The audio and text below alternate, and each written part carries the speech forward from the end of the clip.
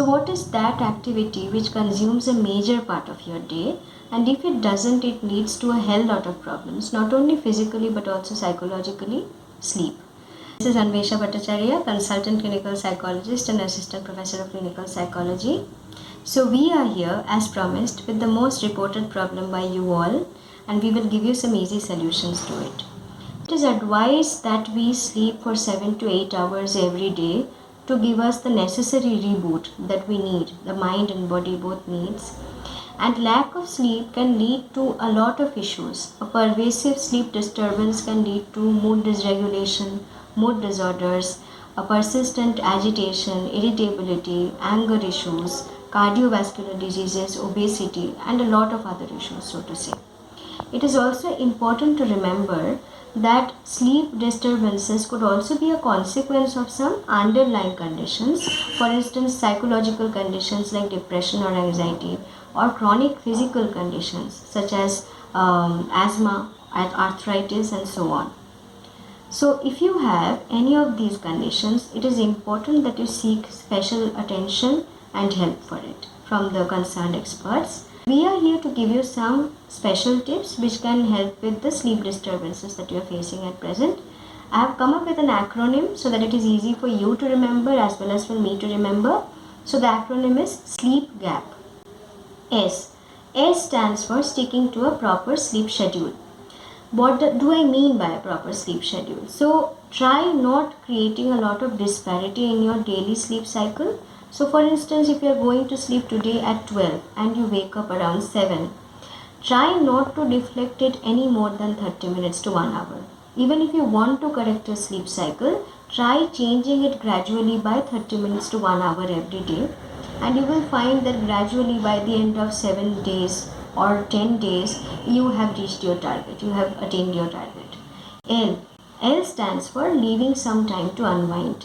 So no matter how busy you are and how strenuous your day is, it's very important to keep at least 1 hour at the end of the day for you to relax, for you to care for yourself in any ways possible. Maybe some soothing music, maybe writing down something, writing down your thoughts, a shower at the end of the day, anything. E stands for exercise. So when I talk about exercise, it's not any heavy exercise that I'm talking about, but just a walk, some freehand exercises, yoga. Any sort of exercise is necessary because in this pandemic situation, we are not really finding the amount of physical tiredness or fatigue we need to feel tired at the end of the day. So that is why exercise is important. The next E stands for exposure to sunlight. So you might be knowing that the melatonin secretion and the circadian rhythm of our body depends a lot on exposure to light, especially sunlight. So exposure to sunlight during the daytime ensures that the proper secretion of melatonin is happening. Okay. P stands for positive association with your bed or your bedroom. What I mean to say by positive association is you shouldn't associate your bed with sleeplessness. You shouldn't associate your bed with the kind of distress, anxiety, or negativity you feel at the end of the day when you are unable to sleep.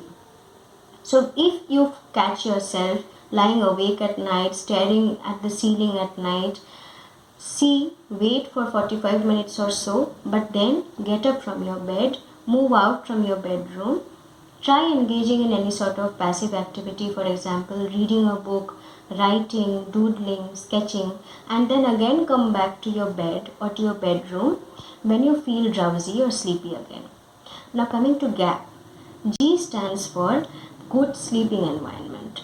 So it's very important to have a good sleeping environment. What I mean by good sleeping environment is you should have the kind of mood you need to feel relaxed so that you can fall asleep. So setting the mood is very important. Setting the mood in the sense the kind of smell that you find soothing, the kind of music that you like, the bed should be clean, the bed shouldn't be too cluttered, so that you can set the mood for relaxation. A stands for avoiding any sort of caffeinated drinks, stimulants, or heavy alcohol. A lot of people have a habit of taking a nightcap or a small peg of alcohol which they feel will help them in relaxing their nerves. But avoiding stimulants, caffeinated drinks, or heavy alcohol is important because this really interferes with our quality of sleep. Lastly, but not the least at all, is pushing away all sorts of digital devices. So, before you go to sleep, it is important that you disengage yourself from all sorts of digital devices, for instance, your phone, iPad, laptop, because all of these emit the blue light, which really interferes with our melatonin secretion and circadian rhythm, and that really doesn't help with our sleep. So these are just some easy tips from the top of my head which can help you in engaging in a good sleep cycle, in improving your sleep cycle. Bye. Take care.